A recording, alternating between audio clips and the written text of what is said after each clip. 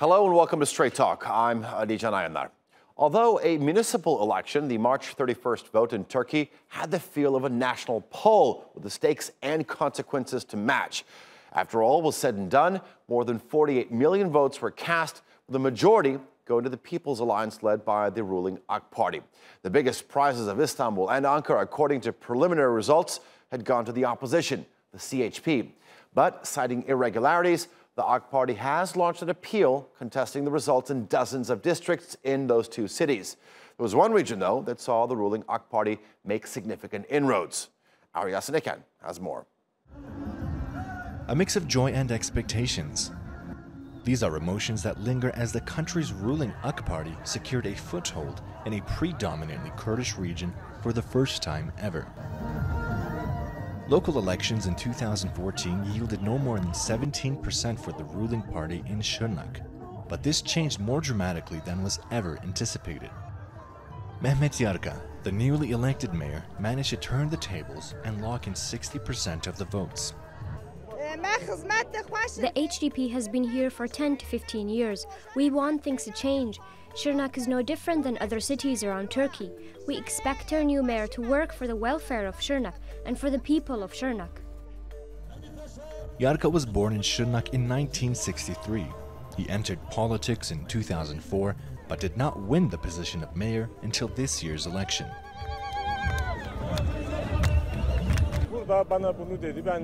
My people wanted me to run. I thought about it. I looked at what was at stake. It's my city. I couldn't walk away from this duty. I love my people and they love me back. This victory is a result of that. For more than 100 days during my campaign, I went door to door. Şırnak isn't the only city where the ruling party has prevailed. The AK Party's candidate in Ağrı, another city in southeast Turkey, saw an increase of votes of more than 50%. The HDP has historically had strongholds throughout Turkey's southeast, which is why the significance of AK Party's victory in this region goes far beyond local elections. This is a city which produces merchandise for renowned retail brands, but whose community lives in extreme poverty. And residents say the HDP did nothing to change that during their tenure here. The newly elected mayor, Savcı Sayan, says with the right leadership, the potential for southeast Turkey is unprecedented. Ağrı is a poor province. We rank last in the country's GDP. We lack infrastructure, urban planning, and our people live in extreme poverty. If not for social benefits, many people wouldn't be able to survive. With the right investment through tourism, marketing and promotion, the history of this province would attract tourists and the region would profit immensely. AK Party supporters say the victory is bigger than just winning a few municipalities. For them, it's been a decades-long struggle that has finally started to pay off. Turkey's east is associated with terror. We want to put that behind us. The AK Party's victory in Şırnak is evidence of that. It isn't just a coincidence they won. Whether it be Şırnak or Ağrı, the newly elected officials believe that given time, they can transform this region into a success story. Yasin Eken, Straight Talk. And to discuss what these election results all mean, joining me now is Talip Küçükcan, who's a former MP for the AK Party, and Resul Atash, who is the head of TRT. Gentlemen, welcome to Straight Talk. Good to have you on. Talip, let me start off with you. An unexpected result for the AK Party, and I think one that needs a little bit more analysis. When you look at the better-than-expected performance of the ruling parties, especially in the country's east. There, the AK Party won 7 out of 14 provinces, a similar ratio in the country's southeast. What do you tie the ruling party's success there? I think we should look at these elections on two levels. One, the general level on the national scale. When we look at on the national scale, things did not change much because these are local elections. But if we look at on the provincial levels, on the regional levels, I think things have started to change. In the eastern part of Turkey, in the southeastern part of Turkey, AK Party reclaimed some of its votes, which lost in the past. I think one reason is the discourse of the AK Party and I think investments, economic investments in the region. And also maybe the identity politics, discourse on the identity politics is losing its appeal to many people because the priority of people in those regions have been economic development, employment, I think peace and security in the region. I think this was what was established during the last couple of years there. Okay. When we look at the Western Front, when we look at the Istanbul, Ankara, Izmir, Adana, I think there's a different story that we need to look at. But on the whole, let's get to the Western Turkey in just a bit, because I want to get Rasul in there, because those are two totally different stories, or it's a tale of two cities or two sides. All right, Rasul, do you think it was a matter of the people, region's people, choosing security or setting aside security, choosing economic prospect, and them leaving behind their sociological voting tendencies in these local elections? That's true. Look, for the last 5 years, there has been some of the flaws, and people were feeling that in their daily life. So I think it's a strong warning to the government, but on the other hand, as Mr. Talib also rightly mentioned, overall, if you look at the nationwide rates of the votes, you will see that the rate that AK Party at the night of the election received is the same as the presidential election. So if it was a presidential election, President Erdogan will be the president, and AK Party will be able to form the government. On the other hand, for the eastern provinces, that is an important game for the country and for AK Party as well. And it is going to enhance hands of the government when it comes to the foreign policy, especially for the northern Syria, because it's been a long time that there has been a narration going on across the global media claiming that, you know, Turkey is about to slaughter the Kurds and is in a definite enmity with the Kurds and so on. But we have what the results or the came out of the ballot boxes is showing us that actually that assessment is a little bit wrong. Yeah. And so when it comes to northern Syria, the government, I think now has a stronger hand. Okay, I mean, is it fair to say then that the Kurdish vote was actually key in these local elections?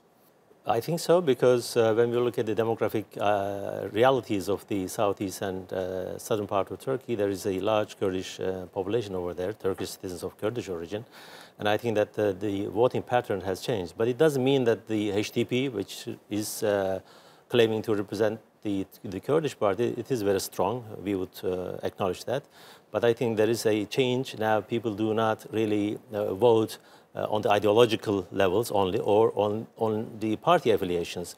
People look at their daily lives, the future of their children, their kids, etc.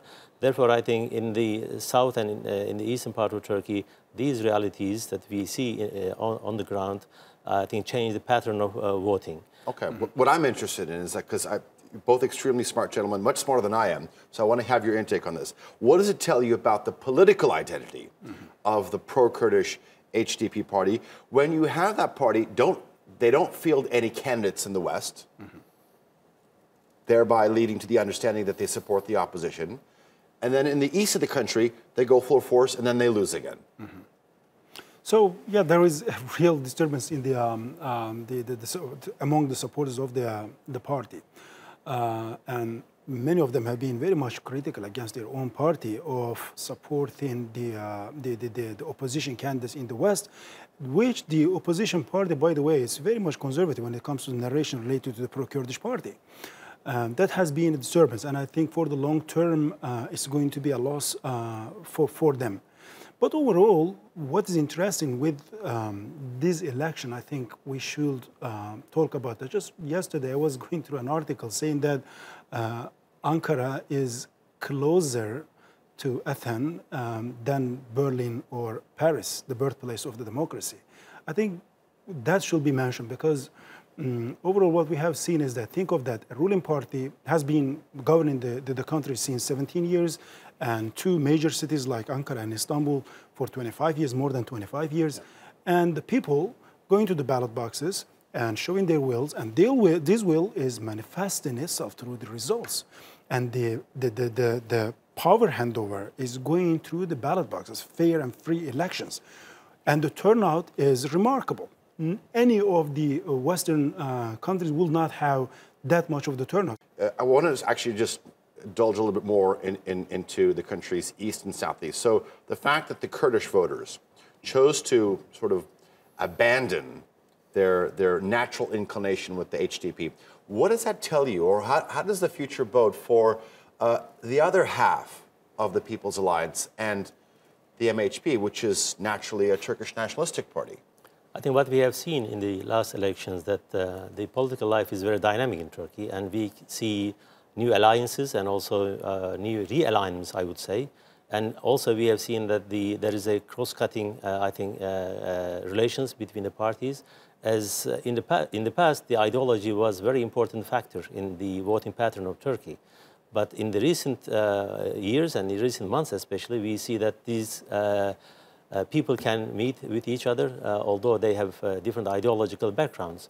And I think what we see here, the ideology and identity politics are not sustainable. When it comes to the HDP, pro-Kurdish party, I would say that now this party receives more than 10% of the vote, so they always go over the threshold. But again, the one big question is that whether ethnic politics is sustainable, because when you look at the CHP, when you look at the other parties, including the ruling party, the emphasis, I think, is more and more on other things: development, democracy, freedom, and regional stability. And also, of course, a lot of emphasis will be put on the foreign policy issues in the future. Therefore, this identity politics and ethnic politics, in my mind, will not be very sustainable. Therefore, HDP needs to look at its own, I think, backgrounds. Especially in the western part of Turkey, they allied with the CHP. I think without their support in Adana, in Mersin, in Istanbul, in many other places maybe, it wouldn't have been possible for the CHP to lead the elections. Most definitely. We were talking about two tails in Turkey. While the AK Party did get the most amount of votes in the local elections, the reality is that in Turkey's 4 largest cities, as of now, the votes are still being contested, and according to preliminary results, the opposition is ahead of the AK Party. And like you said, Rasul, since 1994, the AK Party and its political predecessors have been ruling, and for millions of Turks, the AK Party and Recep Tayyip Erdogan are the only leaders that they know. So, how much of is it a tectonic shift in Turkish politics that we're talking about? I wouldn't say that much a tectonic shift. I will agree with Mr. Talib. It's very much interesting to see that the candidate of the opposition for Ankara was coming actually from MHP, which was an alliance to AK Party, the ruling party. So he's coming from that kind of a conservative nationalist background, and he has won the election as the candidate of the CHP, which historically you could characterize that as a very much ultra-secular nationalist party. And for Istanbul, Ekrem İmamoğlu himself is coming from a background that was also a little bit nationalistic and conservative. And even through his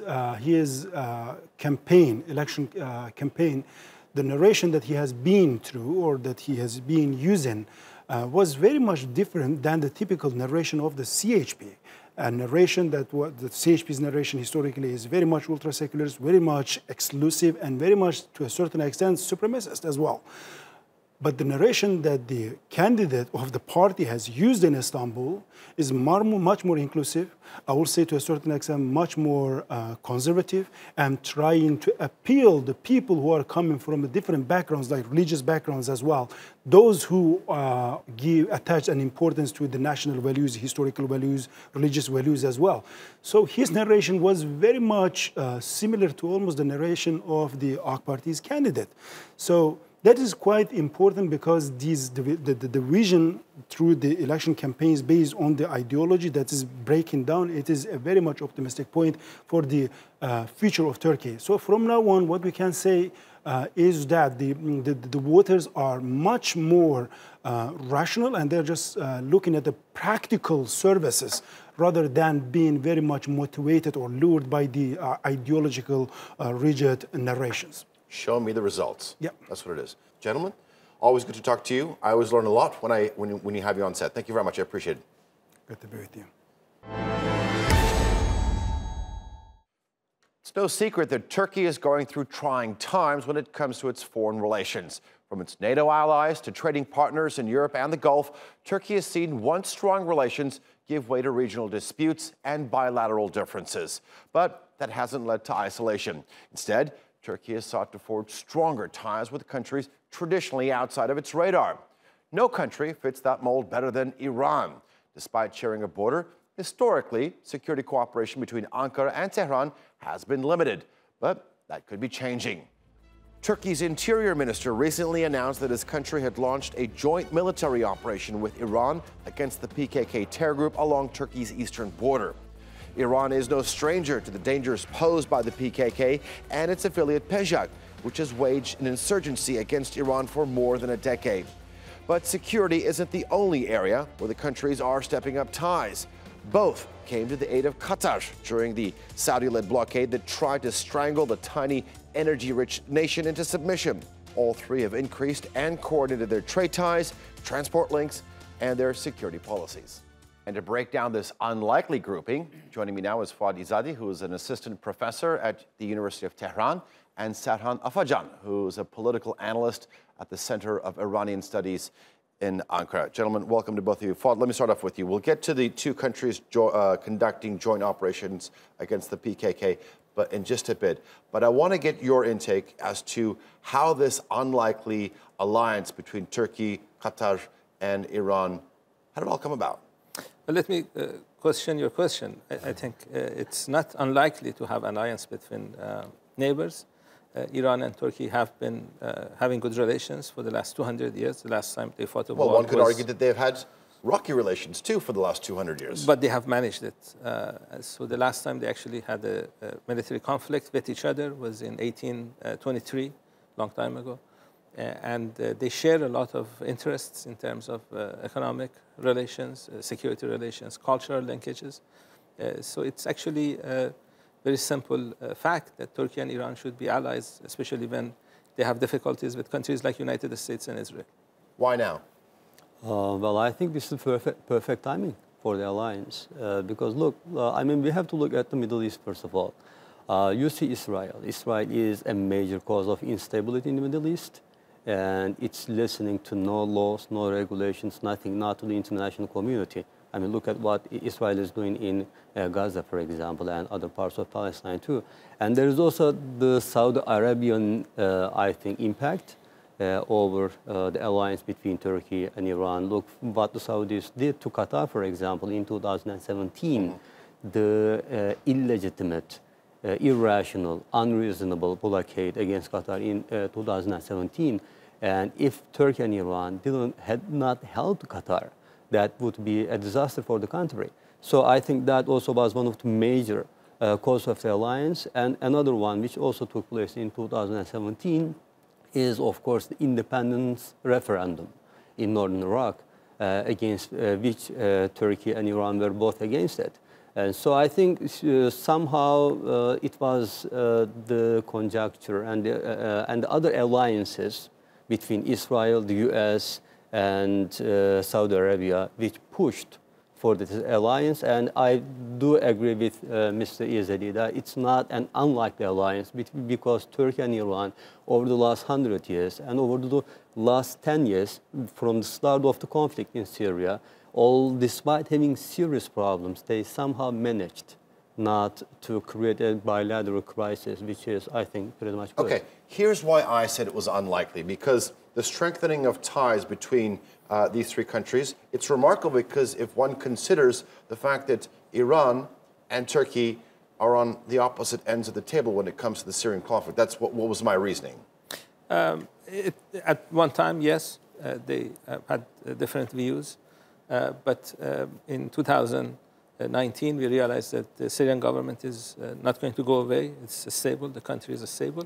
And in fact, both Turkey and Iran share this objective of making sure that the Syrian conflict does not lead into a conflict that breaks up the country, because that would be... So the territorial integrity of Syria is actually... is a goal that both countries share. Okay. They also share a concern about terrorist organizations in Syria, and that's another objective that both of them need to make sure that is basically, Syria is not a hub, a place, a center for terrorist organizations to attack both countries. I'm interested to actually get your input on how you think this new axis will affect the balance of power in the Middle East.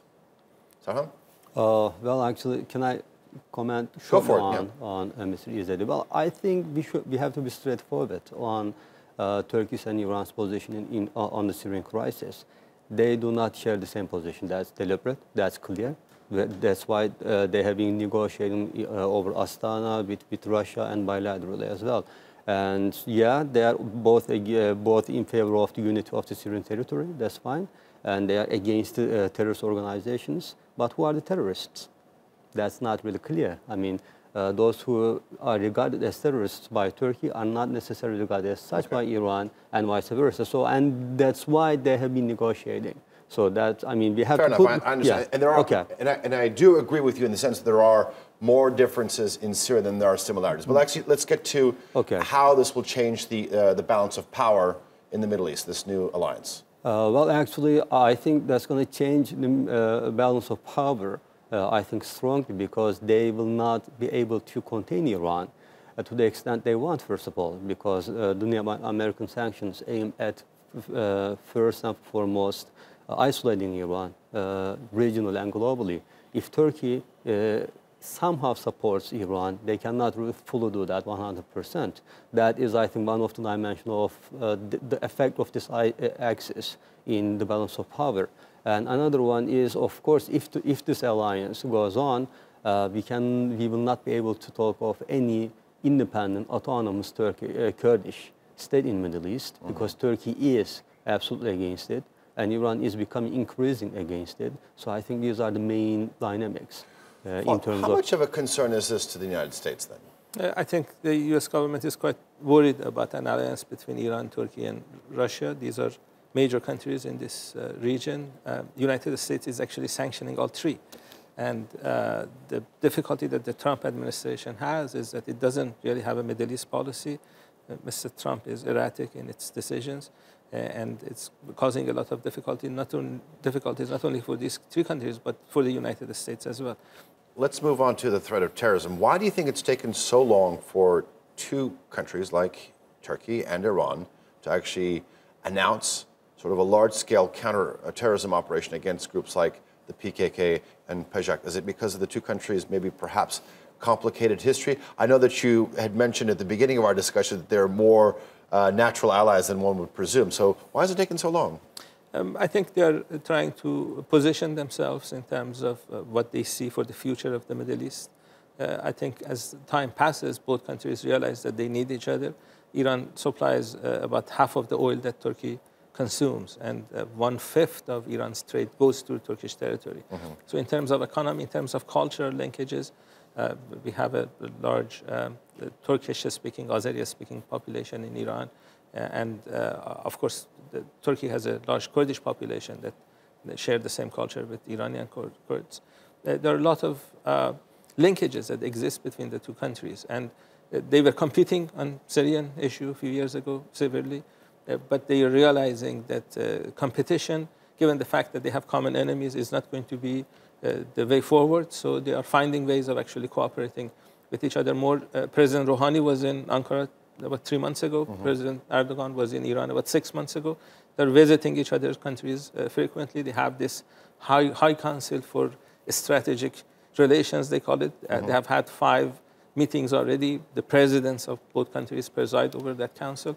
So they are actually trying to find ways that they can cooperate more, and both countries, I think, need it. In terms of counter-terrorism operations, how important is it to get the central government of Iraq on board too? Because from a Turkish perspective, the headquarters of the PKK are in northern Iraq in Kandil.